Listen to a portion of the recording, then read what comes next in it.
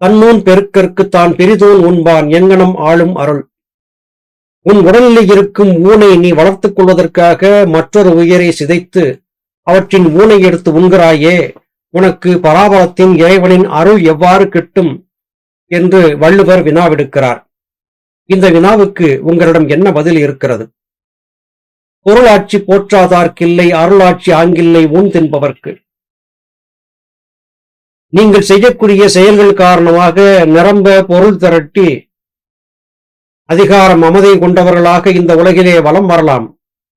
இந்த உலகத்திற்கு வேண்டுமானால் நீங்கள் திரட்டி வைத்த பொருள் பயனுடையதாக இருக்கும்.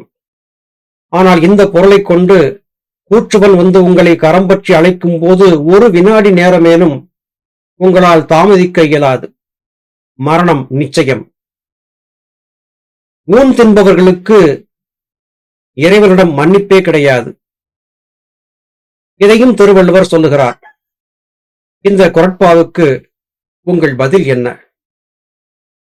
அருள் அல்லது யாதனின் கொல்லாமை கோரல், பொருள் அல்லது அவ்வூன் திணல். உண்மையான இறை அருளை பெற வேண்டும் என்றால் கொல்லாமை என்கிற நோன்பை நோற்றிருக்க வேண்டும். கொன்றால் பாவம் தின்றால் போச்சு என்று சிலர் பேசுவதையும் பார்க்க முடிகிறது. இளம்பிராயத்திலே நாம் படித்த பள்ளி பாடத்திலே ஒரு விளக்கத்தை கேட்டோம்.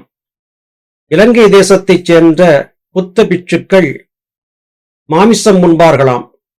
ஏன் இப்படி செய்கிறீர்கள் என்று யாராவது கேட்டால், நாங்கள் கொலை செய்வதில்லை, மற்றவர் கொன்றதை தின்பது பாவமில்லை என்று அவர்கள் மொழிந்தார்கள் என்பதாகவும் நாம் படித்தோம். உண்மையிலேயே யார் பைத்தியக்காரர்கள்? புத்த பிட்சுக்களா? அதை சாப்பிடாதே என்று சொன்ன நல்லவர்களா? நீங்களே சிந்தித்துப் பாருங்கள்.